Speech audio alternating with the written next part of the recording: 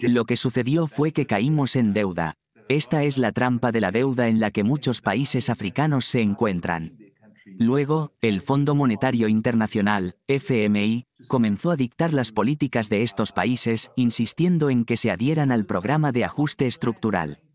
Para cuando comenzamos a reclamar tierras en 1998, ya estábamos bajo el control de las instituciones de Bretton Woods. En el momento en que intentamos afirmar nuestra independencia al reclamar nuestras tierras, o dicho de otra manera, al recuperar nuestras tierras que fueron robadas durante la era colonial y la doctrina del descubrimiento, fuimos castigados por las instituciones de Bretton Woods.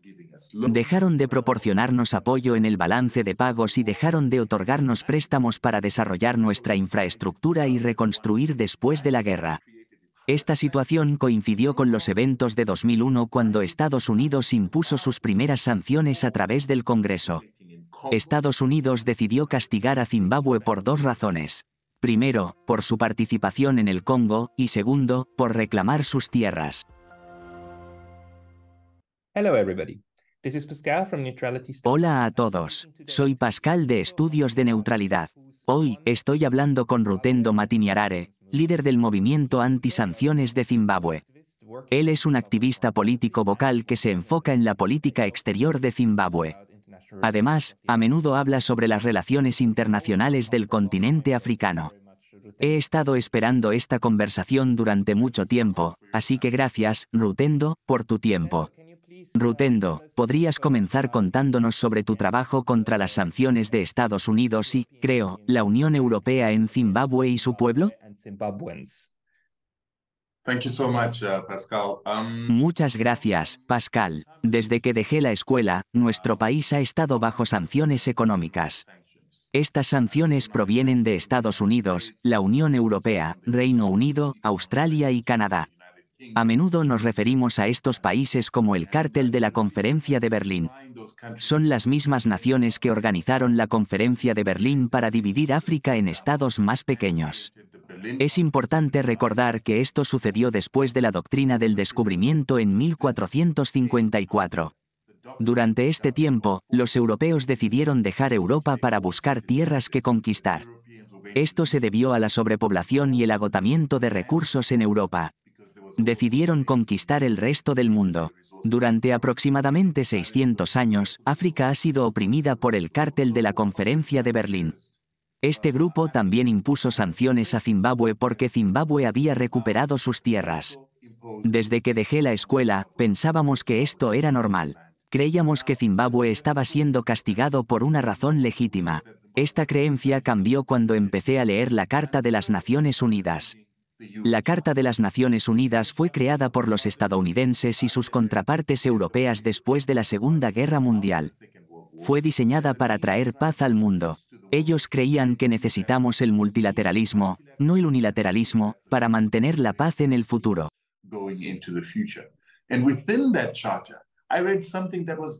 En la Carta Constitutiva encontré algo sorprendente. Se suponía que promovía la equidad, igualdad, justicia y imparcialidad.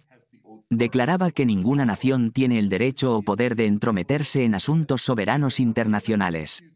También mencionaba que cualquier disputa entre naciones debería resolverse a través de los mecanismos de resolución de disputas de las Naciones Unidas, incluyendo la Asamblea General y el Consejo de Seguridad. También aprendí que si hay violaciones de derechos humanos, las Naciones Unidas tienen una institución con la autoridad para investigar estos problemas. Esta institución puede crear resoluciones y hacer recomendaciones a la Asamblea General y al Consejo de Seguridad. Estos organismos pueden luego tomar medidas o medidas correctivas contra cualquier nación que viole el derecho internacional o los derechos humanos. Después de aprender esto, me di cuenta de que las sanciones impuestas a Zimbabue por parte de Estados Unidos, Europa, Gran Bretaña, Canadá y Australia eran ilegales. Entendí que nunca se había llevado a nadie a juicio. A Zimbabue o a sus funcionarios se les acusó de violar los derechos humanos, pero no se tomó ninguna acción legal.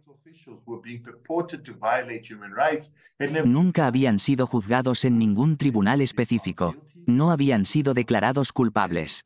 No se les había dado la oportunidad de defenderse. Por lo tanto, era injusto que ellos y el pueblo de Zimbabue fueran castigados colectivamente con sanciones sin un juicio. Fue entonces cuando me di cuenta de que necesitaba levantarme y luchar contra esta injusticia. Lo vi como otro uso de la caja de herramientas colonial impuesto a un país africano simplemente porque eligió autodeterminarse. Cuando comencé a leer las leyes, aprendí sobre las leyes hechas por las Naciones Unidas contra las sanciones. Encontré una ley de 1989, o Resolución 44.215. Esta establecía que las Naciones Unidas habían decidido que los antiguos colonizadores no pueden usar presión económica contra las antiguas colonias.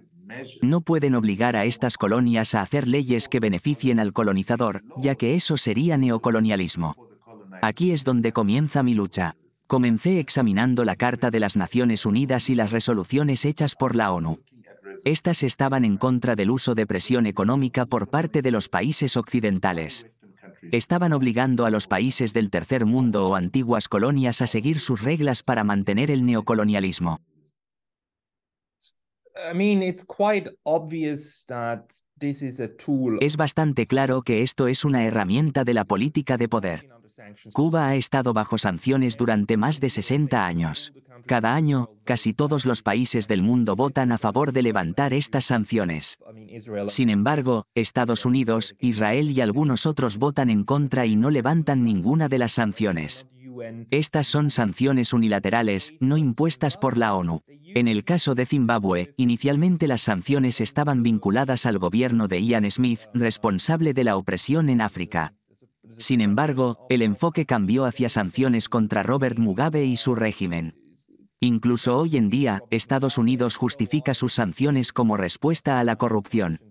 ¿Puedes compartir algunas ideas sobre esta justificación y por qué es defectuosa?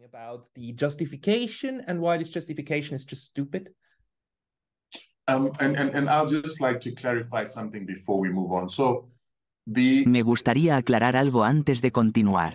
Las sanciones fueron impuestas a Ian Smith, quien fue un antiguo colonizador, o lo que podríamos llamar un asentador ilegal. En 1960, la Declaración 1514 estableció que las antiguas colonias o los pueblos no autónomos deberían ser concedidos la independencia. También se les deberían garantizar sus derechos humanos. El poder gobernante o el colonizador debería proporcionar a estas personas educación y atención médica.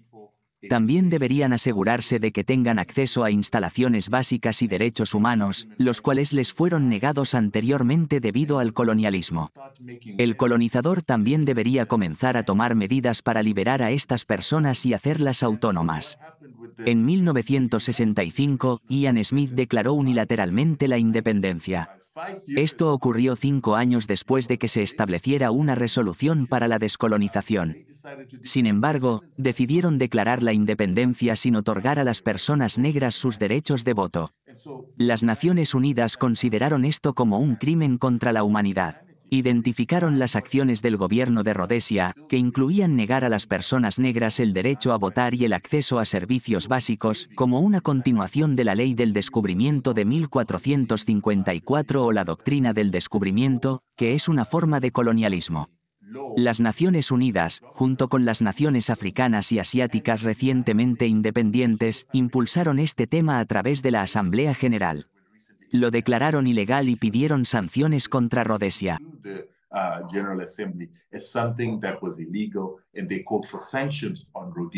Rhodesia tuvo la oportunidad de apelar ante la Corte Internacional de Justicia si consideraban que la situación era injusta.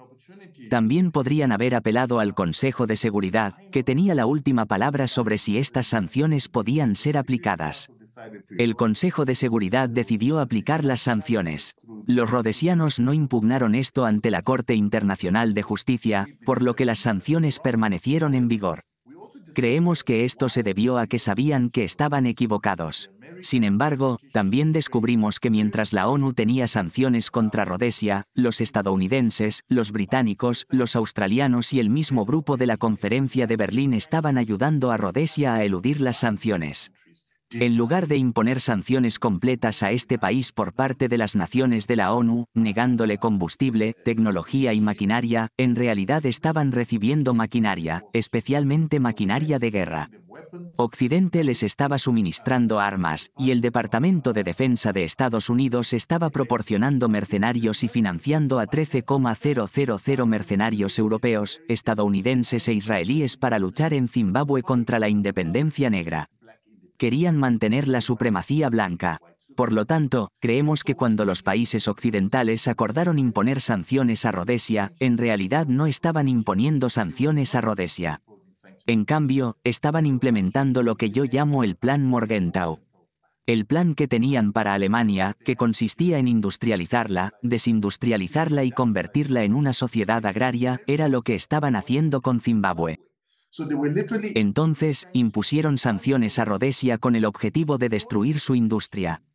Esto se hizo para que cuando Zimbabue obtuviera su independencia, heredara un país sin industria y una sociedad agraria endeudada con el Banco Mundial y las instituciones de Bretton Woods.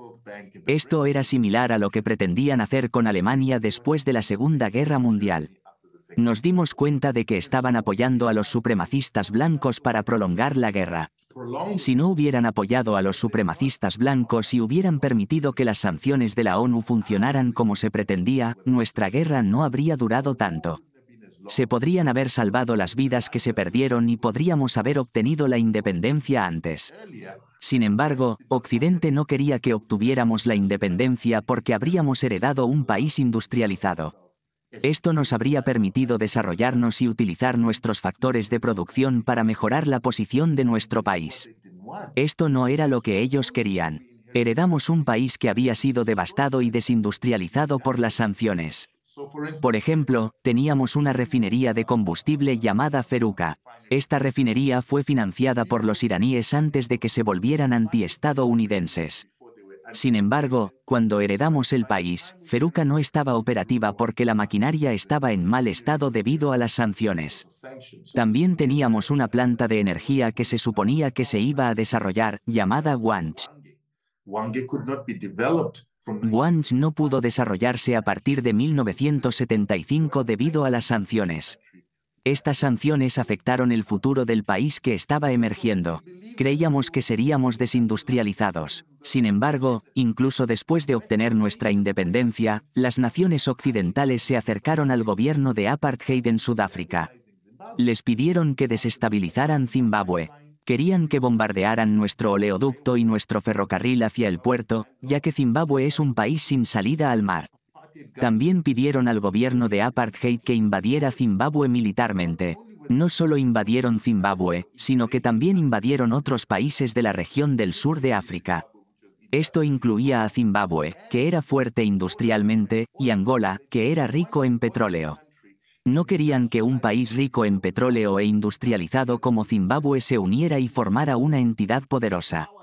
Esta entidad podría desafiar potencialmente a Sudáfrica y volverse independiente del sistema de apartheid sudafricano.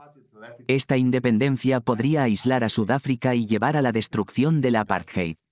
Al igual que hicieron en Rodesia, los estadounidenses, europeos, israelíes y australianos continuaron apoyando al gobierno de apartheid. Mantuvieron viva la supremacía blanca en Sudáfrica y mantuvieron vivo el apartheid desestabilizando los países vecinos. Por lo tanto, cuando Zimbabue obtuvo la independencia, ya estaba bajo sanciones. Heredamos el subdesarrollo causado por las sanciones de la ONU.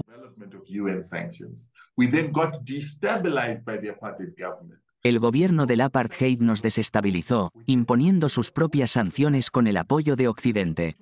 Después de obtener la independencia, entramos en una guerra en Mozambique, desplegando 14,000 soldados contra un grupo respaldado por la CIA y el gobierno del apartheid en Mozambique. Además, enfrentamos desestabilización interna con la formación de una institución llamada Super ZAPU. Este grupo tenía la intención de desestabilizar Zimbabue y derrocar al gobierno. Al mismo tiempo, estábamos involucrados en una guerra con Cuba, Angola, MK y Namibia en Angola. Esto resultó en la desestabilización total de la región del África Austral. Los países recién independizados estaban siendo desestabilizados y atacados por el gobierno del apartheid. Calculamos que perdimos más de 100 miles de dólares millones durante este periodo, una cifra que sería de más de 250 miles de dólares millones en términos actuales. También perdimos 600,000 vidas en la lucha por la independencia del África Austral y la destrucción del apartheid. Sin embargo, estos eventos tuvieron un impacto significativo en los países involucrados. Para cuando Zimbabue terminó su lucha de 10 años contra el apartheid, obtuvo su independencia, soportó 13 años de sanciones de la ONU y luchó contra el gobierno sudafricano durante 12 años, era 1990 y estábamos agotados financieramente. El país estaba completamente en bancarrota. Aunque éramos independientes y habíamos luchado exitosamente contra el apartheid, para 1990 nos faltaban los fondos para construir escuelas o desarrollar nuestro país. Este país había sido devastado por el colonialismo, 17 años de guerra y 13 años de sanciones de la ONU. Necesitábamos reconstruir y para eso necesitábamos pedir prestado dinero. Tuvimos que pedir prestado a las instituciones de Bretton Woods. Así que nos acercamos al FMI y al Banco Mundial y nos ofrecieron el programa de ajuste estructural. Es de conocimiento común que los programas de ajuste estructural, creados por Bretton Woods, no fueron diseñados para fortalecer a los países del tercer mundo. En cambio, tenían la intención de mantener a estos países bajo el control de las instituciones financieras de Bretton Woods. Buscaban desindustrializar aún más estos países exigiéndoles que abrieran sus mercados financieros, permitiendo que el capital fluyera hacia afuera. También pedían a estos países que abrieran sus mercados a productos de Occidente y Oriente, lo que llevaba a la desindustrialización de sus fábricas pequeñas y poco competitivas. Esta situación nos llevó a la deuda, una trampa de deuda común en la que caen muchos países africanos. Entonces, el FMI comienza a controlar sus países dictando las políticas que deben seguir para adherirse al programa de ajuste estructural.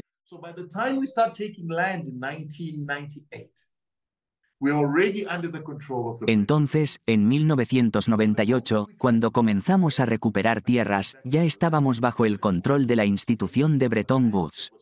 En el momento en que intentamos autodeterminarnos al recuperar nuestras tierras, o más bien, volver a poseer nuestras tierras que fueron tomadas durante el colonialismo y la doctrina del descubrimiento, fuimos castigados por las instituciones de Bretton Woods. Dejaron de proporcionarnos apoyo en el equilibrio de pagos y dejaron de otorgarnos préstamos para desarrollar nuestra infraestructura y reconstruirnos después de la guerra. Esto coincidió con 2001, cuando Estados Unidos impuso sus primeras sanciones a través del Congreso.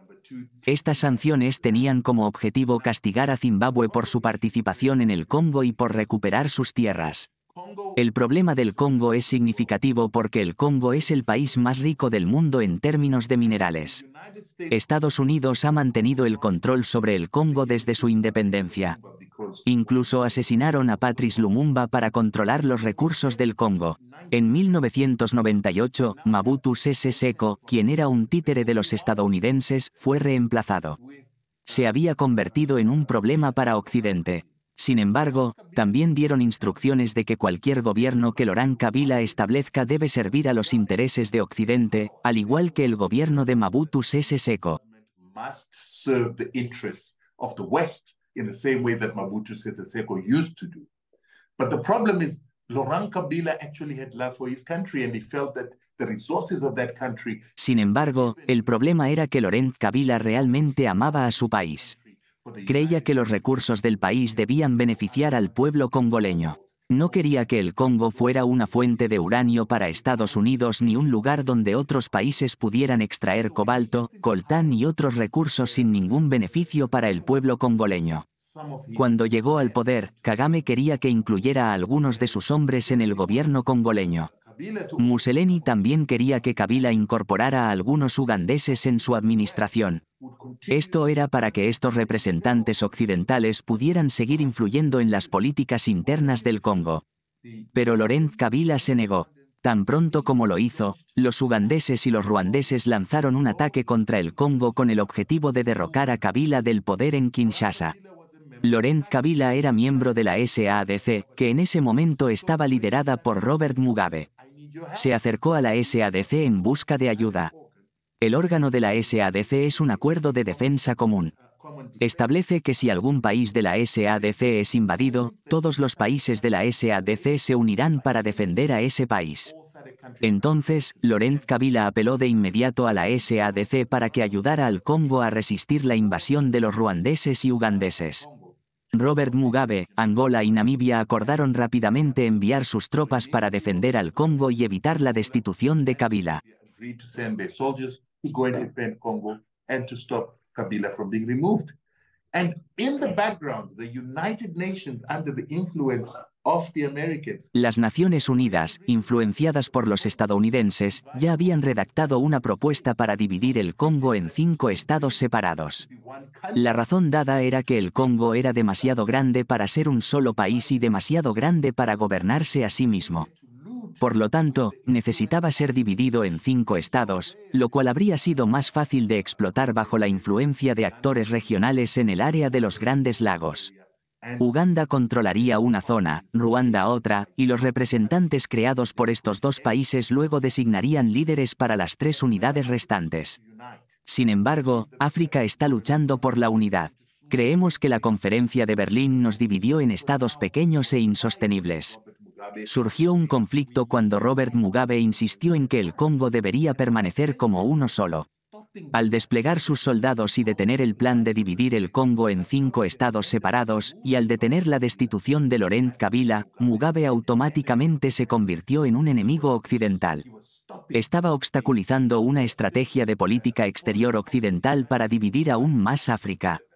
Al final, Kabila no fue destituido y el Congo no fue dividido en 5. Debido a esto, y porque Zimbabue está bajo el programa de ajuste estructural del FMI y el Banco Mundial, enviar su ejército al Congo fue visto como una violación del programa de ajuste estructural. Zimbabue fue inmediatamente excluido de las instituciones de préstamo multilateral y se le negó apoyo, incluido el apoyo al balance de pagos.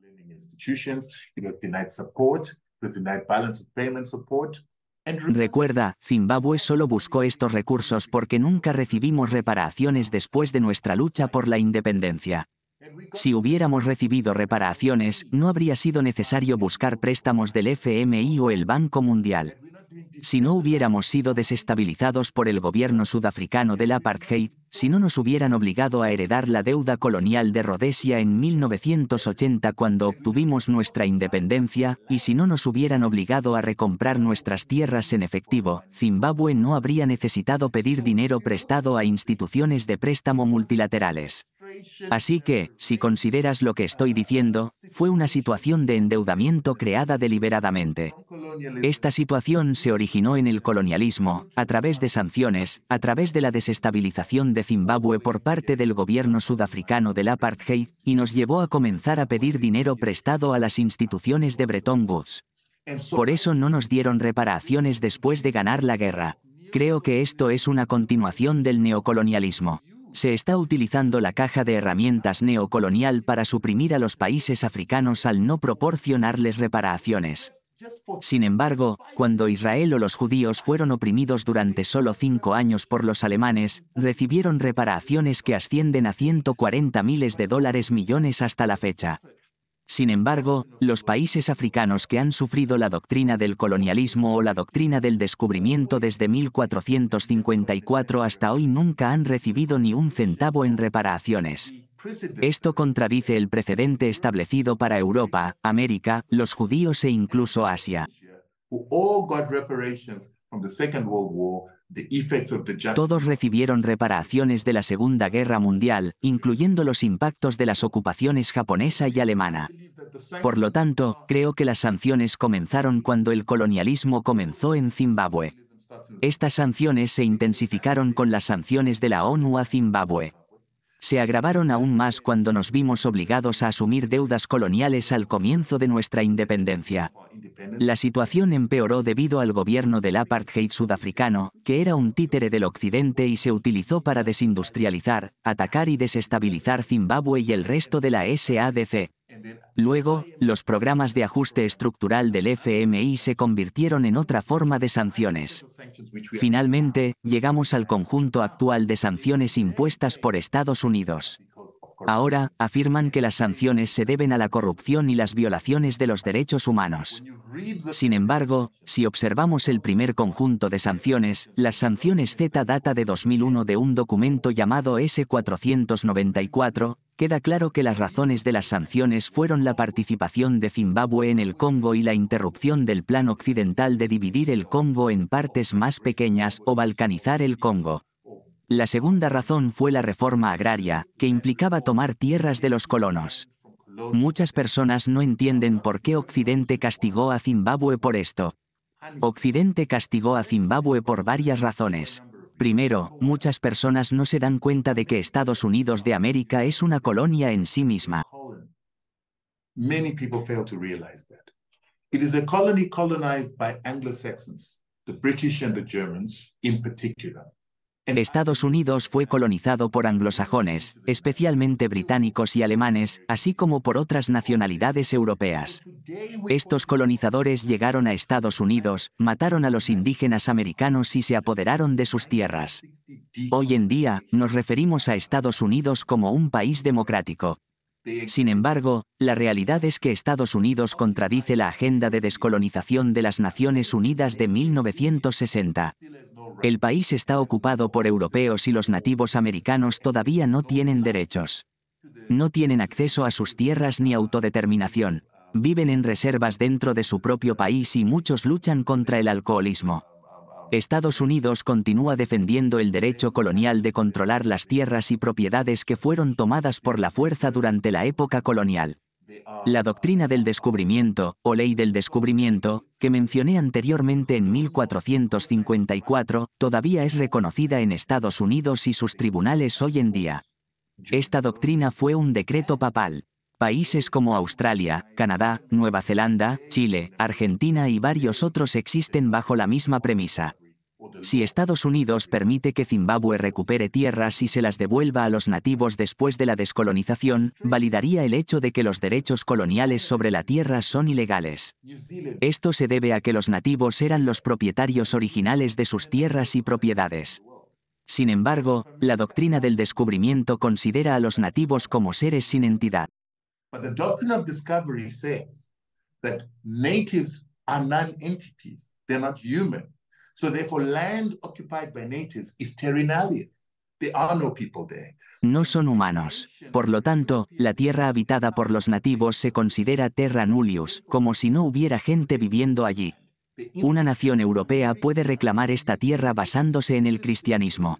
Después de reclamar la tierra, establecen sistemas europeos de civilización y construcción.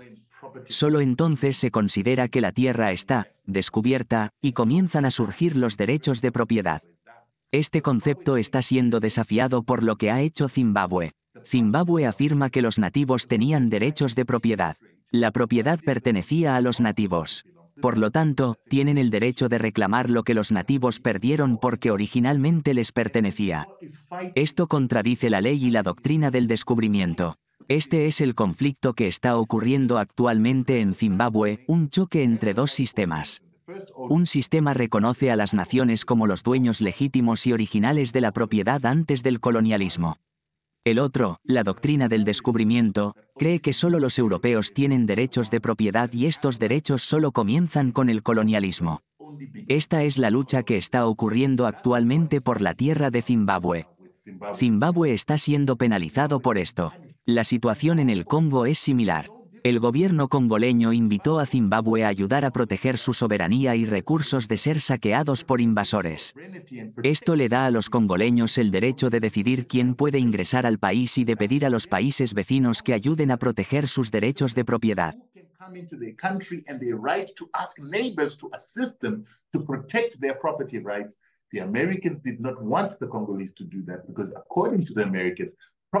Los estadounidenses no querían que los congoleños actuaran de cierta manera.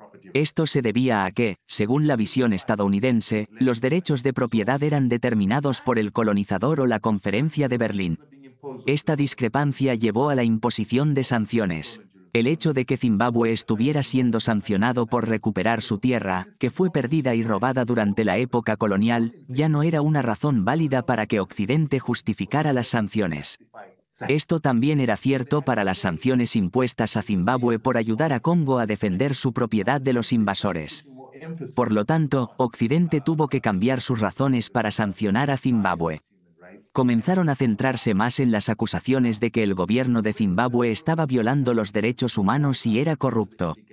Una pregunta que surgió cuando nos dimos cuenta de la ilegalidad de estas sanciones fue: ¿cómo pueden los estadounidenses, que no tienen la autoridad jurisdiccional para actuar como un tribunal, juez o jurado, castigar a otro país por corrupción sin un juicio? ¿Cómo pueden castigar a otro país o a su gente por violaciones de derechos humanos cuando no tienen la autoridad o jurisdicción y cuando no han llevado a cabo juicios para determinar si estas personas realmente han violado los derechos humanos? ¿Cómo pueden juzgar a las personas sin una ley existente, sin un tribunal que tenga jurisdicción y sin un castigo que se ajuste a un código de ley existente? Comenzamos a exponer que lo que estaban haciendo estaba mal.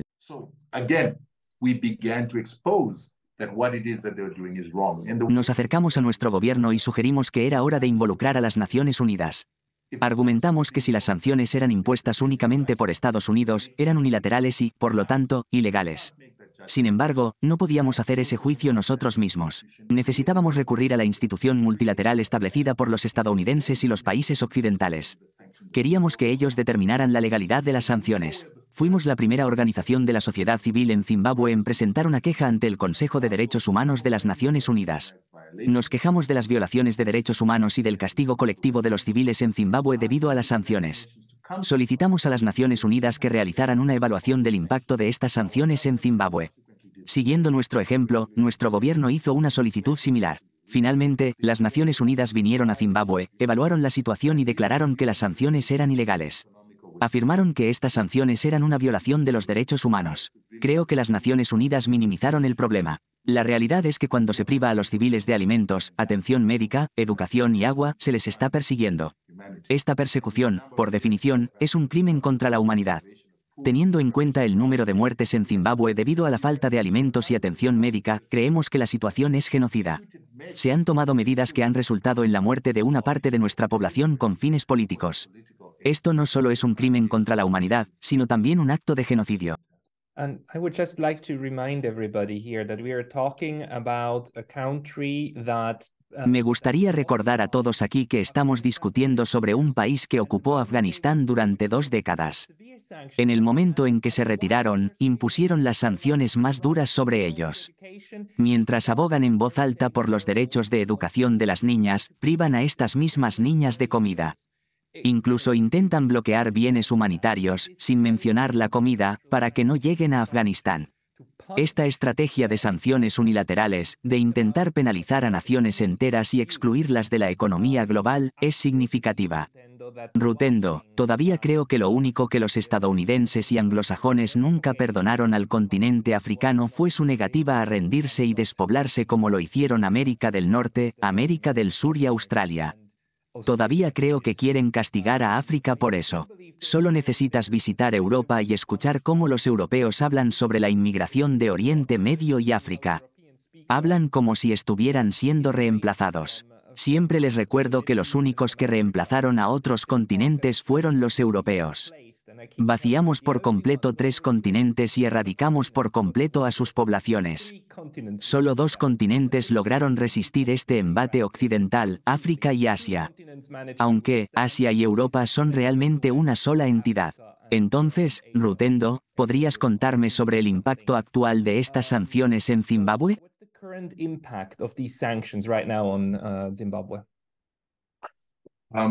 Muchas gracias. Antes de responder a tu pregunta, quiero recordar a los europeos que lo que está sucediendo en África no es exclusivo de África. Eventos similares también han ocurrido en Europa. La Segunda Guerra Mundial, por ejemplo, fue desencadenada por sanciones impuestas a Alemania. Estas sanciones, que eran reparaciones extremadamente punitivas después de la Primera Guerra Mundial, dejaron a Alemania pasando hambre. Alemania estaba luchando por su derecho a controlar su propio sistema financiero. Muchos europeos no entienden que Alemania fue empujada a la Segunda Guerra Mundial porque se le negó comida y la capacidad de vender su equipo industrial. Esta falta de recursos dejó a Alemania sin otra opción que ir a la guerra. Invadieron países como Holanda y Austria para obtener acceso a alimentos. Hicieron lo mismo con Alemania. Esto definitivamente facilitó que Hitler obtuviera poder. Hitler luego vinculó todo esto con políticas que son injustificables de cualquier manera. Sin embargo, realmente empoderó a estas personas. Entonces, ¿qué está haciendo ahora en Zimbabue? Right. So what it's doing to Zimbabwe is, so far right now, we've got a cancellation of international banking. En este momento, Zimbabue está enfrentando la cancelación de los sistemas bancarios internacionales. Nuestras relaciones bancarias correspondientes, que nos permiten comerciar a nivel internacional, han sido canceladas. Esto significa que no podemos hacer negocios con otros países. Por ejemplo, no podemos hacer negocios con bancos alemanes. Deutsche Bank canceló su relación bancaria correspondiente en 2001 debido a la amenaza del curso de aranceles de acción financiera. Este curso amenazaba con poner en lista negra al sistema financiero de Zimbabue. Zimbabue está enfrentando sanciones desde dos frentes. El primer conjunto de sanciones proviene de Europa y Estados Unidos. Estas sanciones directas, especialmente las de Estados Unidos, impiden que cualquier persona realice transferencias de pagos a Zimbabue, procese pagos para Zimbabue o otorgue préstamos a Zimbabue.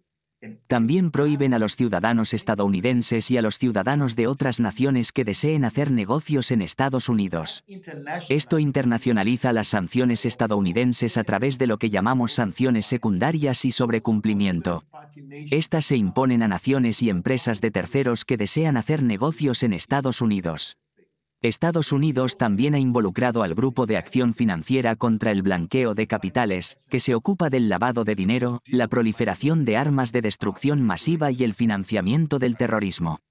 Han utilizado esta institución para asegurarse de que cuando Estados Unidos impone sanciones a una nación, etiquetan a estos países como terroristas o como amenazas al sistema financiero global.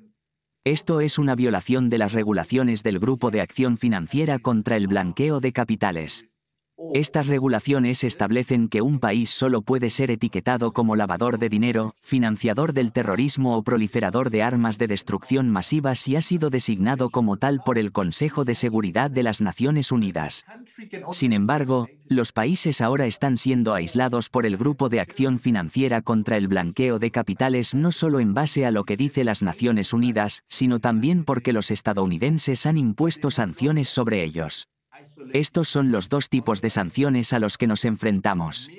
Nuestro sistema bancario ha sido desconectado del sistema bancario internacional. Cuando esto sucede, los países se ven obligados a utilizar canales alternativos si son excluidos del sistema bancario financiero legítimo. En el momento en que utilizan canales alternativos, prestamistas de tercer nivel o personas de terceros para transferir fondos y pagar bienes y servicios, se considera que están realizando lavado de dinero según las regulaciones de lavado de dinero que se han establecido. Then that is considered as money laundering by the money laundering regulations that have been created. Actualmente estamos luchando contra un ataque de dos frentes. Uno de los desafíos que enfrentan los zimbabuenses es la incapacidad para importar medicamentos y maquinaria. Como mencioné anteriormente, estamos experimentando cortes de energía en Sudáfrica. Sin embargo, en Zimbabue, hemos estado lidiando con cortes de energía desde que comenzaron las sanciones. Esto se debe a que las plantas de energía eléctrica que utilizamos en Zimbabue fueron construidas por General Electric. Cuando los estadounidenses impusieron sanciones a Zimbabue, se volvió difícil para nosotros obtener piezas de repuesto y tecnología de General Electric para reparar y mantener nuestras instalaciones de generación de energía. El mismo problema se aplica a nuestros ferrocarriles. Los vagones de ferrocarril que utilizamos fueron adquiridos de General Electric en Estados Unidos. Por lo tanto, cada vez que necesitamos mantener estos vagones de ferrocarril o los motores, no podemos hacerlo. Esto se debe a que no tenemos acceso a las piezas, ya que General Electric se niega a vendérnoslas, citando las sanciones del gobierno zimbabuense. Es importante tener en cuenta que hay una cláusula dentro de las sanciones de la orden ejecutiva. Esta cláusula establece que ningún país o individuo puede realizar pagos, proporcionar préstamos, asistencia financiera, tecnología, software, maquinaria o incluso ayuda como organización no gubernamental. Todo esto está prohibido por las órdenes ejecutivas de Estados Unidos.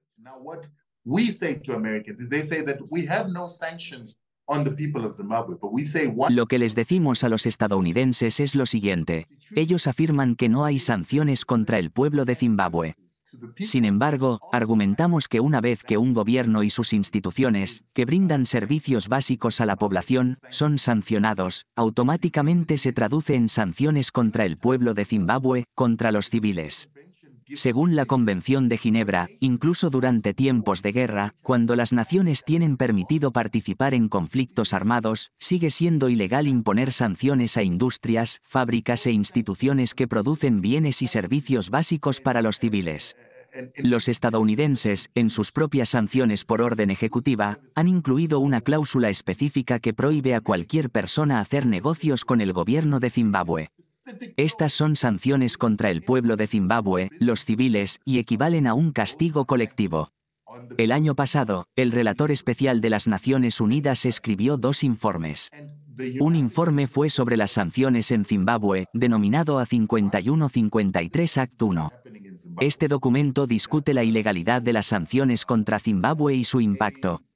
El otro informe fue sobre sanciones secundarias y el exceso de cumplimiento. Se afirmó que siempre que una nación de terceros o empresas en cualquier parte del mundo implementen sanciones estadounidenses o se nieguen a hacer negocios con un país o su población por temor a sanciones de Estados Unidos, se considera ilegal.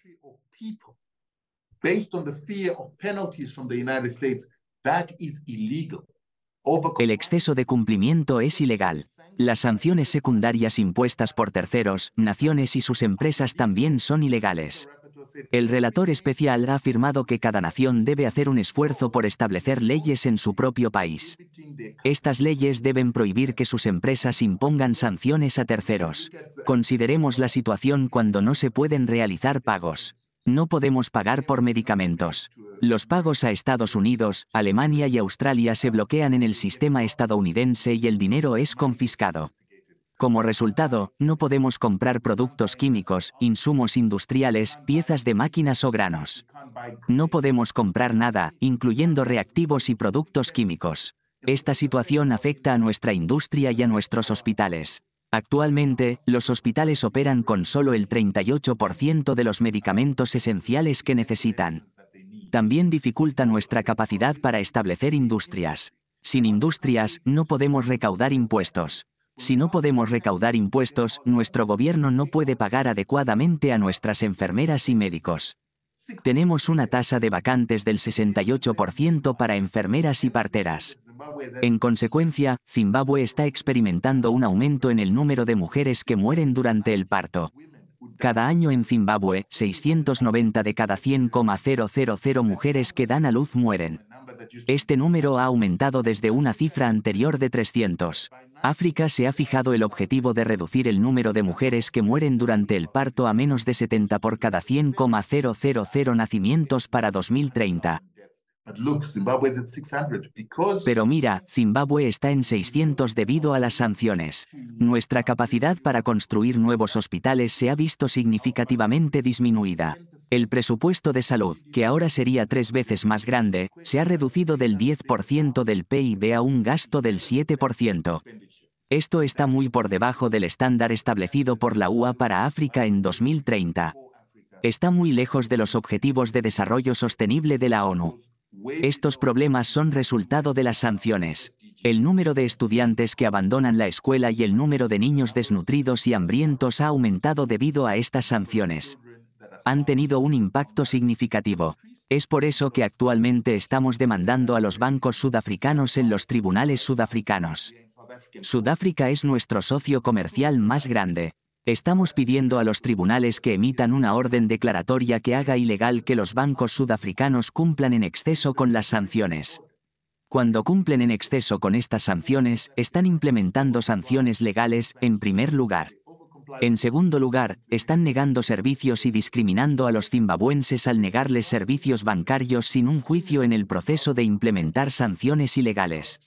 Esto va en contra de la Constitución sudafricana, la Ley de Derechos Humanos y el derecho internacional porque es un castigo sin juicio. Esto no debería estar sucediendo.